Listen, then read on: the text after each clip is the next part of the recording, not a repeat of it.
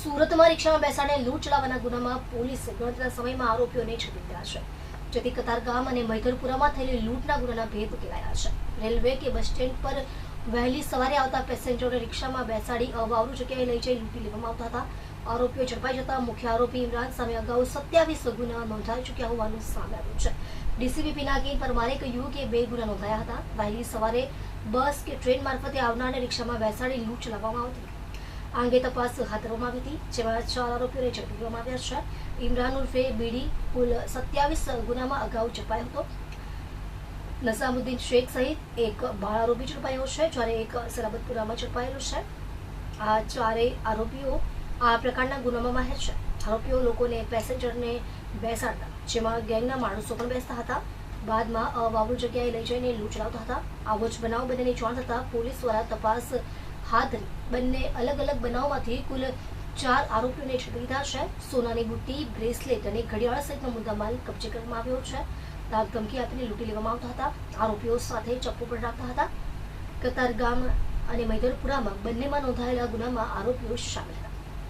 ગઈકાલે સુરત શહેરના ઝોનથી 3 વિસ્તારમાં 2 પોલીસ સ્ટેશન કતારગામ અને મૈધરપુરા ખાતે આઈપીસી 392-397 જીપી એક્ટ 135 મુજબ 2 અલગ અલગ ગુના રજીસ્ટર થયેલા હતા, જેની એમઓ એ રીતની હતી કે જે અર્લી મોર્નિંગમાં રેલવે સ્ટેશન કે બસ સ્ટેશનથી જે મુસાફરો આવે, આ મુસાફરોને રિક્ષામાં બેસાડીને આગળ લઈ જઈ અવાવરૂ જગ્યાએ ઊભા રાખી અને એમને લૂંટી લેવામાં આવતા હતા। તો આવા 2 ઇન્સિડન્ટ ગઈકાલે રાત્રે 2 થી 4 વાગે અર્લી મોર્નિંગમાં 2 ગુના અલગ અલગ પોલીસ સ્ટેશનમાં દાખલ થયેલા હતા। આ ગુનાની ગંભીરતાને ધ્યાને લઈ ઇમિડિયેટ મૈધરપુરાની ડિસ્ટર્બની ટીમ કામે લાગી અને ગણતરીના કલાકોની અંદર જ 4 આરોપીઓને પકડી લીધેલા છે અને તેમની પાસેથી તમામ મુદ્દામાલ રિકવર કરેલો છે, જેની અંદર જે મેઇન મુખ્ય આરોપી છે ઇમરાન ઉર્ફે બીડી, જે કામરેજનો રહેવાસી છે, જે અગાઉ 27 વખત અલગ અલગ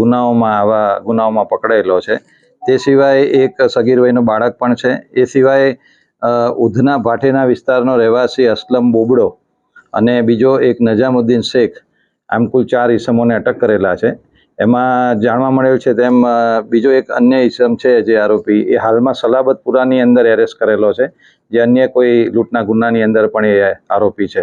આમાં 4 જે ગુનેગાર છે એ આ પ્રકારની કામગીરી કરવામાં માહેર છે અને મૈધરપુરાની પોલીસે ગણતરીના કલાકોમાં જ આરોપીને મુદ્દામાલ સાથે જબ્બે કરેલા છે અને આગળની કાર્યવાહી હાથ ધરેલ છે।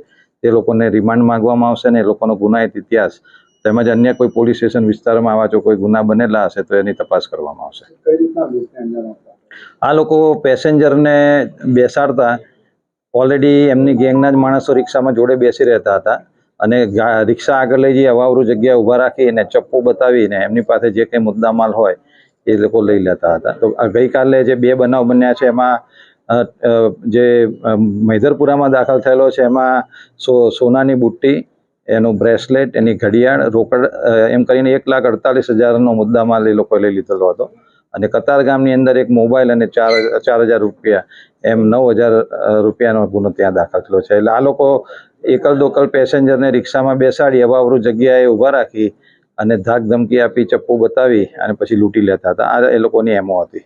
સાહેબ, આ કઈ જે મૈધરપુરા વિસ્તારમાં જે લૂંટ કરવામાં આવી છે તેને ચપ્પાના ઘા પણ મારવામાં આવ્યા છે?